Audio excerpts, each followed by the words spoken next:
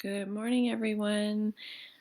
Just checking in this morning. I don't have any new news. Thank you to those of you who came on yesterday and were able to join us in our Google Meet. That was awesome.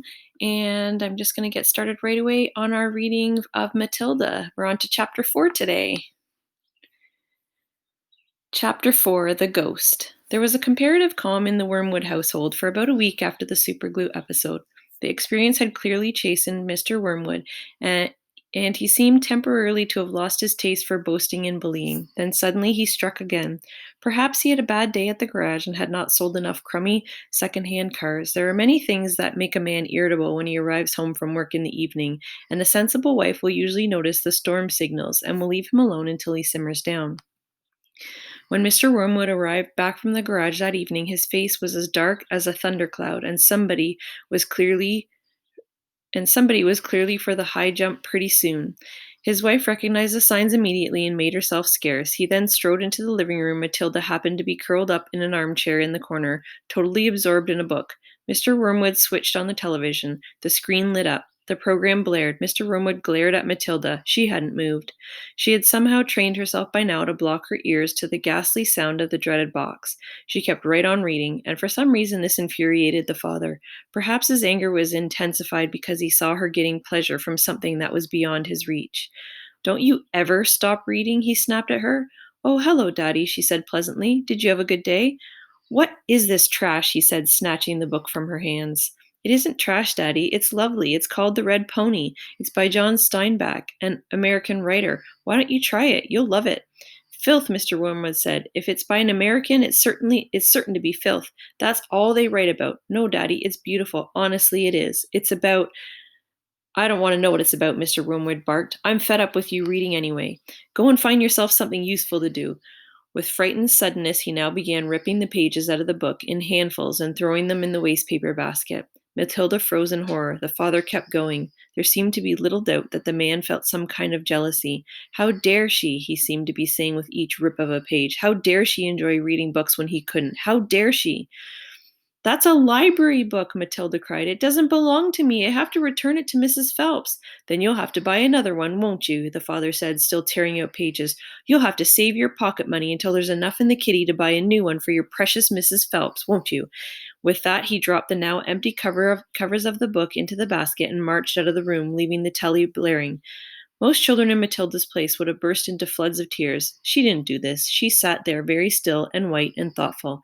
She seemed to know that neither crying nor sulking ever got anyone anywhere. The only sensible thing to do when you are attacked is, as Napoleon once said, to counterattack. Matilda's wonderfully subtle mind was already at work devising yet another suitable punishment for the poisonous parent.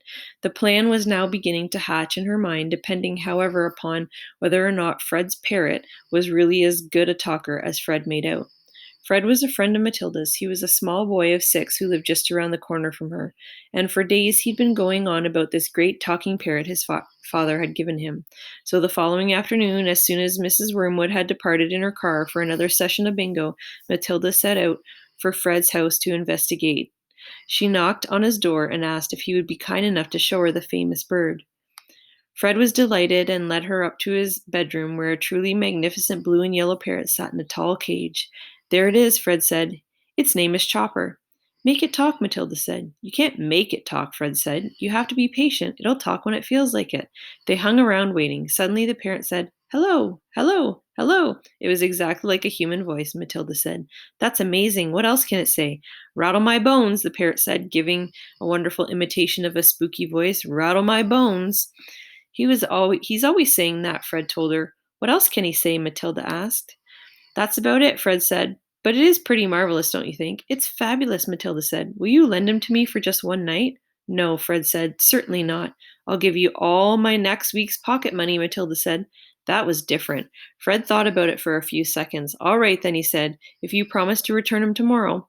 Matilda staggered back to her own empty house, carrying the tall cage in both hands. There was a large fireplace in the dining room, and she now set about wedging the cage up the chimney and out of sight. This wasn't so easy, but she managed it in the end. Hello, hello, hello, the bird called down to her. Hello, hello. "Shut up, you nut," Matilda said, and she went out to wash the soot off her hands. That evening, while the mother, the father, the brother, and Matilda were having supper as usual in the living room in front of the television, a voice came loud and clear from the dining room across the hall. "Hello, hello, hello," it said. "Harry," cried the mother, turning white, "there's someone in the house. I heard a voice." "So did I," the brother said. Matilda jumped up and switched off the telly. "Shh," she said, "listen." They all stopped eating and sat there very tense, listening. "Hello, hello, hello," came the voice again. "There it is," cried the brother. "It's burglars," hissed the mother. "They're in the dining room." "I think they are," the father said, sitting tight. "Then go and catch them, Harry," hissed the mother. "Go out and collar them red-handed." The father didn't move. He seemed in no hurry to dash off and be a hero. His face had turned gray. "Get on with it," hissed the mother. "They're probably after the silver." The husband wiped his lips nervously with his napkin. "Why don't we all go and look together?" he said. "Come on, then," the brother said. "Come on, Mum." "They're definitely in the dining room," Matilda whispered. "I'm sure they are." The mother grabbed a poker from the fireplace. The father took a golf club that was standing in the corner. The brother seized a table lamp, ripping the plug out of its socket. Matilda took the knife she'd been eating with, and all four of them crept toward the dining room door. The father kept keeping well behind the others. "Hello, hello, hello," came the voice again. "Come on," Matilda cried as she burst into the room, brandishing her knife. "Stick 'em up," she yelled. "We've caught you."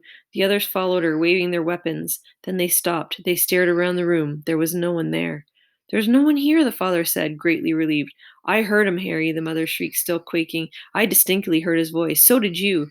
"I'm certain I heard him," Matilda cried. "He's in here somewhere." She began searching behind the sofa and behind the curtains. Then came the voice once again, soft and spooky. This time, "Rattle my bones," it said. "Rattle my bones." They all jumped, including Matilda, who was a pretty good actress. They stared round the room. There was still no one there. "It's a ghost," Matilda said. "Heaven help us," cried the mother, clutching her husband round the neck. "I know it's a ghost," Matilda said. "I've heard it here before. This room is haunted. I thought you knew that." "Save us," the mother screamed, almost throttling her husband. "I'm getting out of here," the father said, grayer than ever now. They all fled, slamming the door behind them.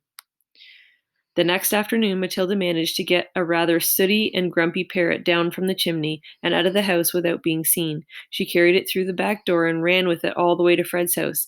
"Did it behave itself?" Fred asked her. "We had a lovely time with it," Matilda said. "My parents adored it."